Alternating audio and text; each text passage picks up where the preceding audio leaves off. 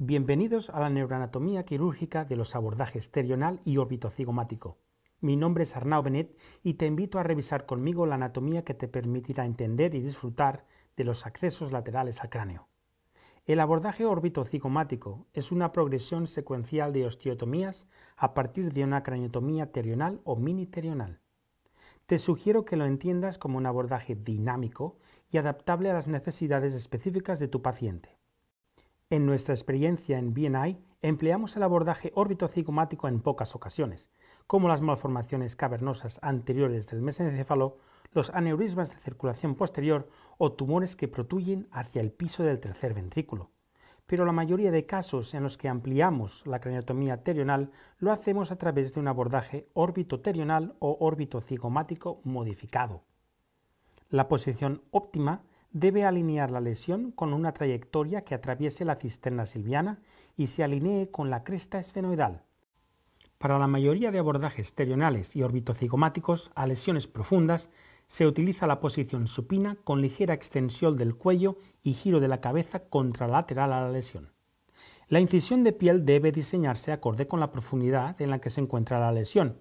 Lesiones superficiales que ocupan la cisterna silviana deben ser más arqueadas con colgajos más grandes. Por lo contrario, lesiones en las cisternas crural e interpeduncular y sus alrededores pueden accederse a través de incisiones lineales detrás de la línea del cabello y craniotomías miniterionales. Revisemos ahora la anatomía crítica de la parte extracraneal del abordaje. Las dos estructuras críticas del colgajo miocutáneo son la arteria temporal superficial y el nervio facial que se encuentra anterior a esta.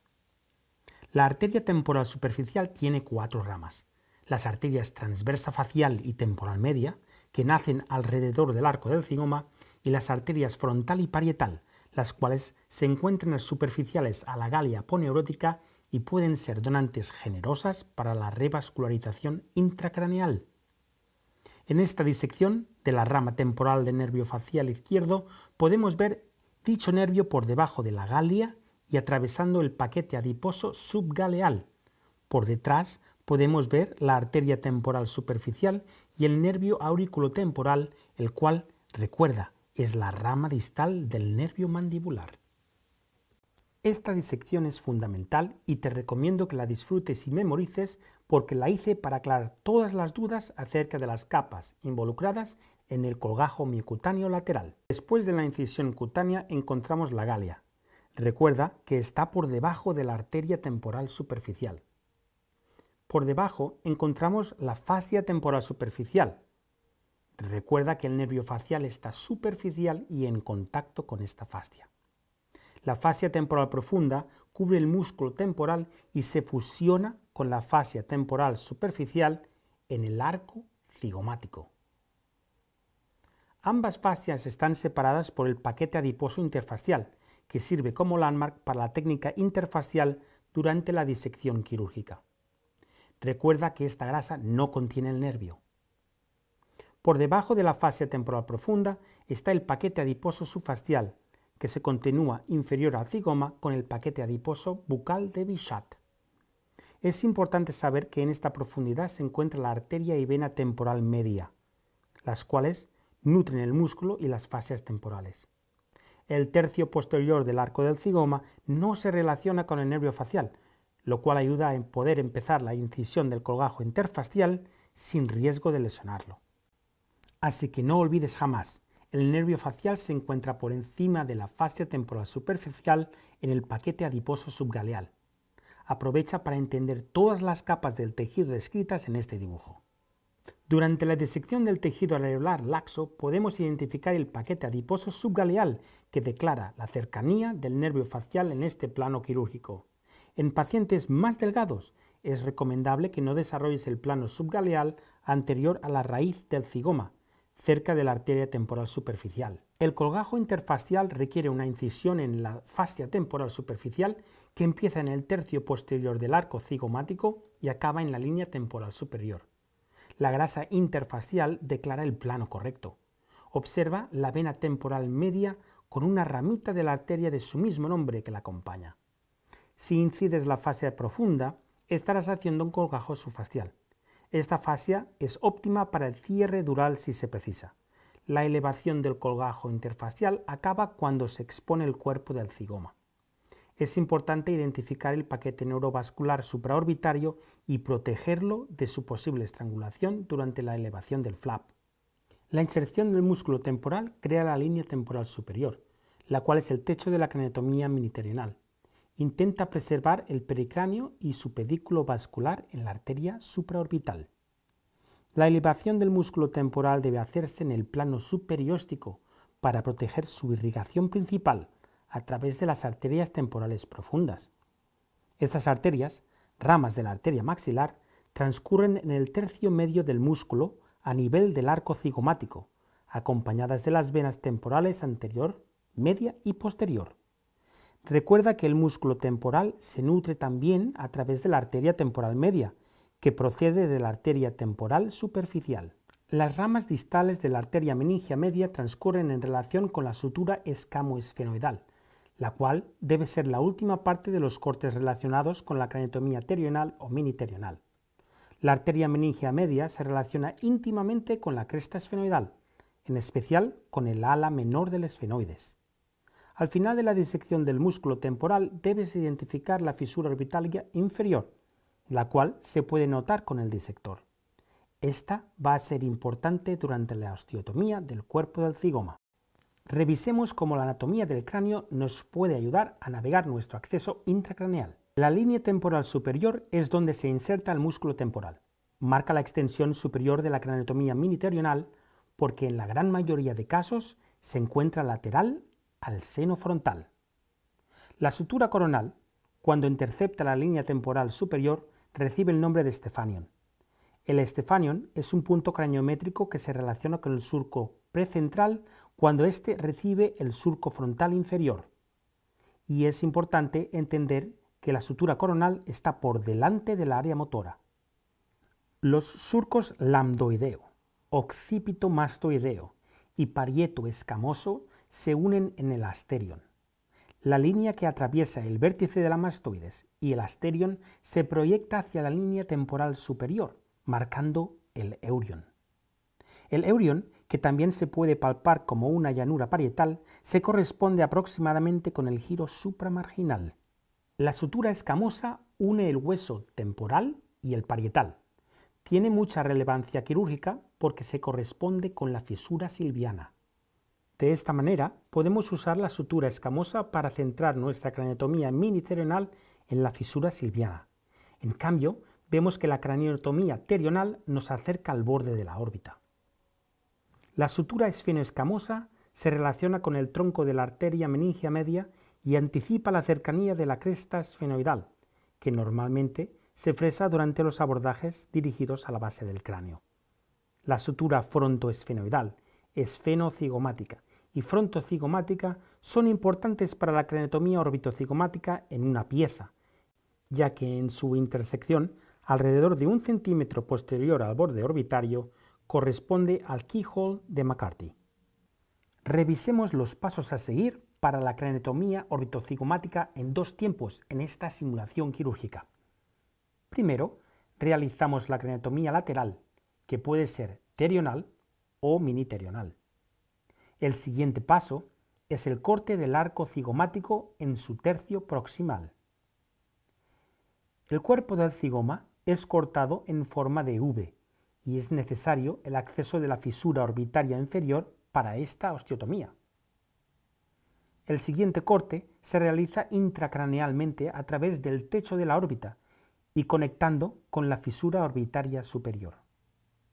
Finalmente, se conecta la fisura orbitaria inferior, expuesta extracranealmente, con la superior, expuesta intracranealmente. Ok, ahora estamos listos para adentrarnos en los detalles de cada osteotomía para dominar este abordaje. La craneotomía terional debe respetar el paquete neurovascular supraorbitario, pero a la vez debe hacerse próxima al borde de la órbita. Puedes emplear varios trépanos, pero en mi opinión, el de Dandy, que está debajo de la línea temporal superior, es importantísimo, así como el número 3 en la parte escamosa del temporal.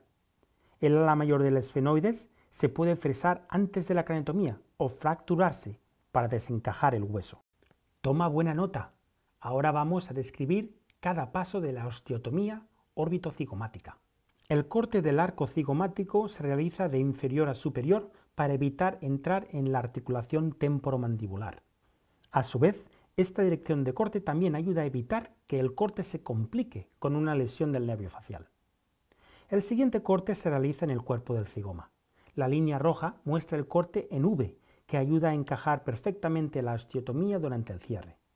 Repasemos la anatomía de la órbita. La fisura orbitaria superior se continúa con la inferior alrededor del ala mayor del esfenoides.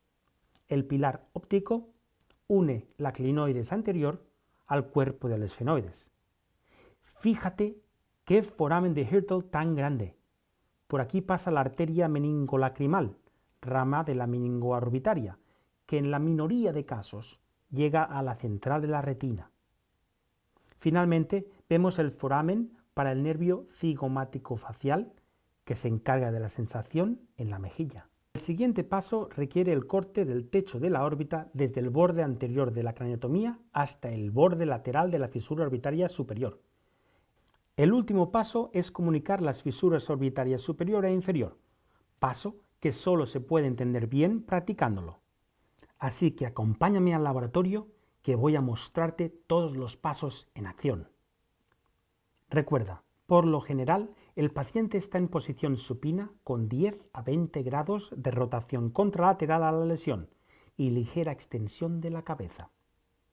Lo más importante de la incisión cutánea es preservar el plano subgaleal de la disección.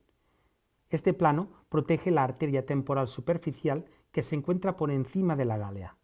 La arteria temporal superficial normalmente se puede exponer inmediatamente debajo de la incisión cutánea cuando se está cerca del pabellón auricular, especialmente dentro de 1 centímetro anterior al trago. La arteria da sus ramas perforantes hacia la piel, así que si la expones por trayectoria transgaleal vas a obtener un plano avascular de disección. Es importante saber que la arteria tiene un curso serpentino justo por debajo del cigoma, que nos puede dar 1 centímetro más de alargue a nuestro bypass.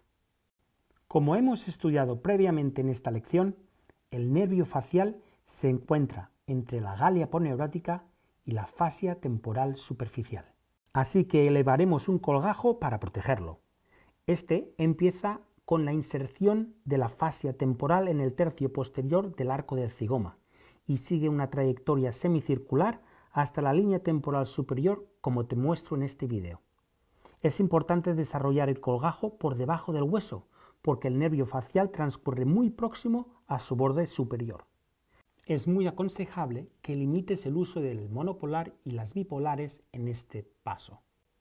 Esta técnica te permitirá levantar un colgajo pericraneal por si es necesario durante el cierre. En este caso estoy disecando la fascia temporal superficial así como el pericráneo, que después lo reflejamos anteriormente hacia la órbita y respetamos su colgajo vascular con la arteria supraorbitaria. Para proteger las arterias temporales profundas, debes disecar el músculo temporal por el plano subperióstico y, si puedes, desde caudal a craneal. Con el cráneo expuesto puedes identificar las suturas pertinentes, especialmente la escamosa, para centrar tu craniotomía en caso de ser miniterional, así como la esfenoescamosa, para aproximar el trayecto de la arteria meningia media. En este caso vamos a proceder con una craniotomía terional estándar mediante 3 trépanos. El primero en el keyhole de Dandy, el segundo a la parte posterior de la craniotomía justo por debajo de la línea temporal superior y el tercero en la parte escamosa del hueso temporal por detrás de la sutura esfenoescamosa. Alrededor del ala mayor del esfenoides es necesario angular el craniótomo para poder traspasar la cresta esfenoidal. A veces es necesario fracturarla controladamente. Después de obtener la craniotomía, se transpone el músculo temporal a su posición anatómica original para desanclar el músculo masetero y así liberar el arco del cigoma completamente. El arco debes cortarlo desde abajo hacia arriba, como hemos comentado anteriormente, para proteger el nervio facial. El siguiente paso es la osteotomía en el cuerpo del cigoma.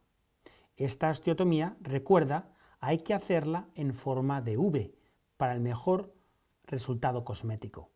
Es importante anclar el craneotomo en la fisura orbitaria inferior y conectar ambos cortes. En el paso siguiente aprovechamos para marcar los puntos de cierre. Ahora transponemos el músculo temporal hacia inferior y posterior para poder tener acceso de nuevo al compartimento intracraneal. Ahora vamos a fresar la cresta esfenoidal para tener mayor acceso a la banda meningoorbitaria. La banda meningoorbitaria es necesario disecarla, coagularla y dividirla para tener acceso a la parte más lateral de la fisura orbitaria superior.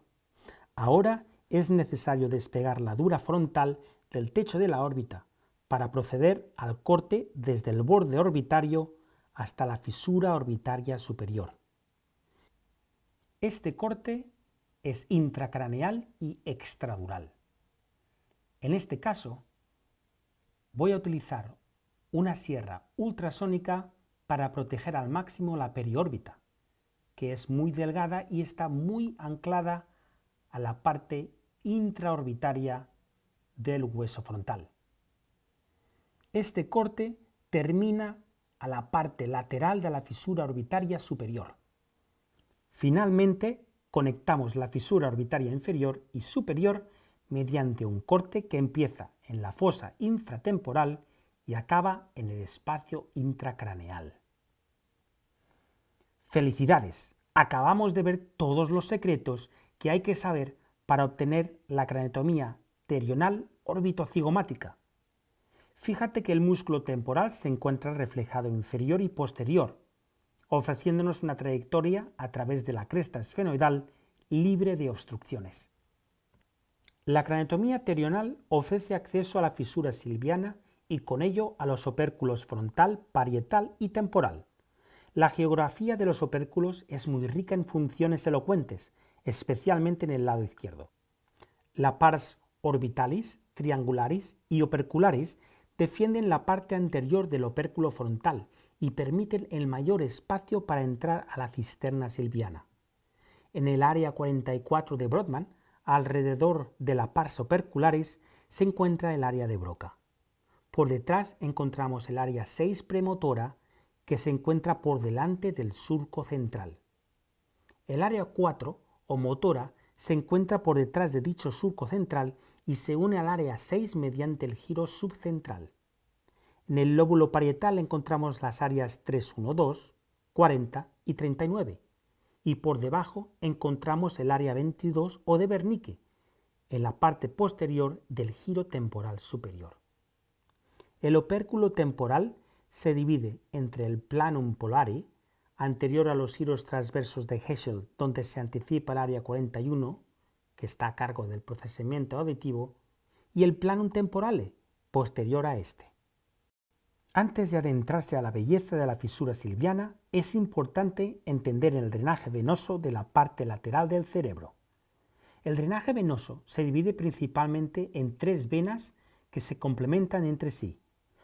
Por la región inferior, la vena de la B, que desemboca en el seno transverso. Por superior, la vena de Trolar, que conecta con el seno sagital superior. Y por anterior, las venas temporal superior y silviana superficial, que conectan con el seno esfenoparietal, y la vena silviana inferior, que conecta con la vena basal de Rosenthal. La arteria cerebral media nutre la superficie lateral del cerebro mediante 12 arterias terminales con nombres propios. Hagamos memoria. Por el opérculo temporal circulan la arteria temporopolar, temporal anterior, media, posterior y temporooccipital. Por el opérculo parietal circula la arteria angular, parietal posterior y parietal anterior. En el opérculo frontal encontramos la arteria central, precentral, prefrontal y orbitofrontal lateral.